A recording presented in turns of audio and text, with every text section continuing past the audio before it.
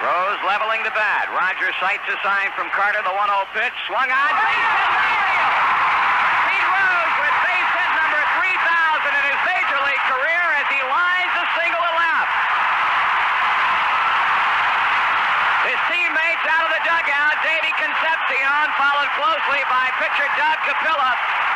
First base coach Ron Plaza congratulating Rose, and now the other members of the Cincinnati Reds ball club going out to first base to shake Pete's hand.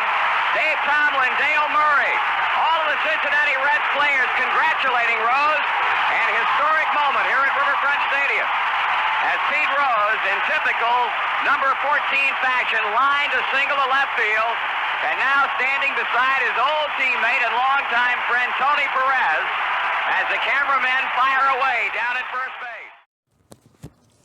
Hello again, this is Mike and I am the Sports History Collector.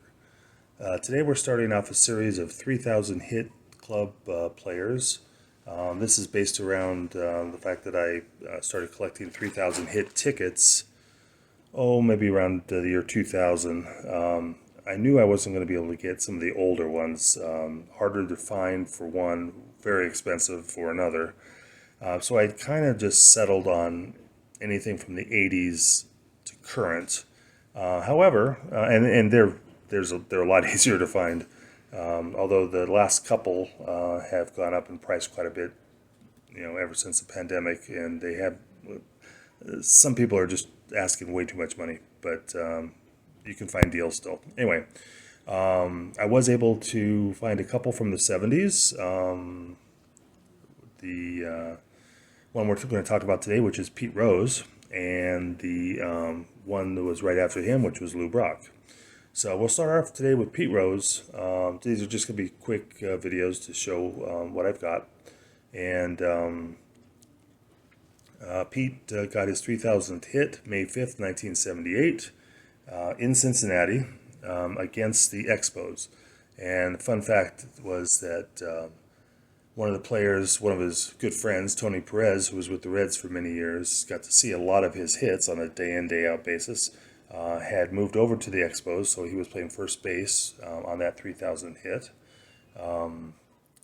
Pete Rose would go on to get his 4,000th hit when he himself played for the Expos, and that was in Montreal, and then he would, of course, break Ty Cobb's record in Cincinnati also. So he had a lot of milestones there, and at least a few were in Cincinnati. What we have here, I have the 3,000 hit ticket, well, it's stub, and it's pretty old. It's old, obviously, it's 1978, but it's pretty brittle, so it doesn't come out of its, it's pretty much permanently in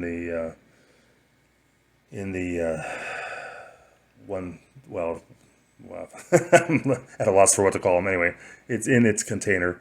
It's pretty much permanently in there unless it yellows, and then I'll try to get it out and put it in another one. It was actually pretty hard to find in its day. It was surprisingly, one of the early ones I found. I have not seen too many other ones come up, and when I have, they've been pretty darn expensive. So I got this one for a really good deal at the time, but that's been many years ago. Also, we have a 1978 Topps card, and I especially like this card. He's got that, he's in the dugout, he has that gaze, that steely-eyed, single-focus gaze in the photo, and just something that made him what he was. And I also have what they used to call, I don't know what they call them now, but blank bats. They were used specifically for autographs, where instead of having a space there with the name etched in, it was blank, and the player could sign his name. And funny story about this one, when I was putting this together for this video, I was looking all over the place for my Pete Rose baseball. Could not find it. So I thought, well, okay, I must have done something with it. So I used the bat instead. Well, I was going to use the bat anyway, but and then it dawned on me, when I went to go get a Pete Rose ball, it was at Anaheim National back many years ago, and I went with my buddy Bill, and we went to go pick up our autograph tickets, and they had inadvertently given him a bat ticket. And not that that's a big deal. You could use them for a ball if you wanted to, but it cost more money, but they didn't charge him more money. Anyway, so I thought, well, why waste a bat ticket? So I swapped him tickets, and I went and got a bat, and then I had Pete Rose sign it, never getting a ball. So all these years, I kind of assumed I had a ball, and I don't. So that's one thing on my list that I need to rectify. Also, just some fun facts. The month before Pete Rose got his 3,000th hit, he turned 37. And that's not necessarily old to get 3,000 hits. Some of the players we'll see in the future were closer to 40, or if not 40. But the thing is, he went on, to get 4,256 hits. So considering it was 37 when he got his 3,000th, that's some staying power right there. Anyway, I hope you enjoyed this video, and I'm going to be continuing on my other series, the Athletes of War and everything, but I thought I'd slip some of these 3,000 hitters in as well to kind of mix it up.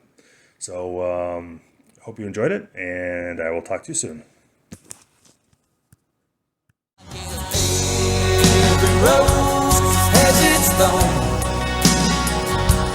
Just like every night has its dawn, just like every cowboy sings a sad song. Every rose has its thorn.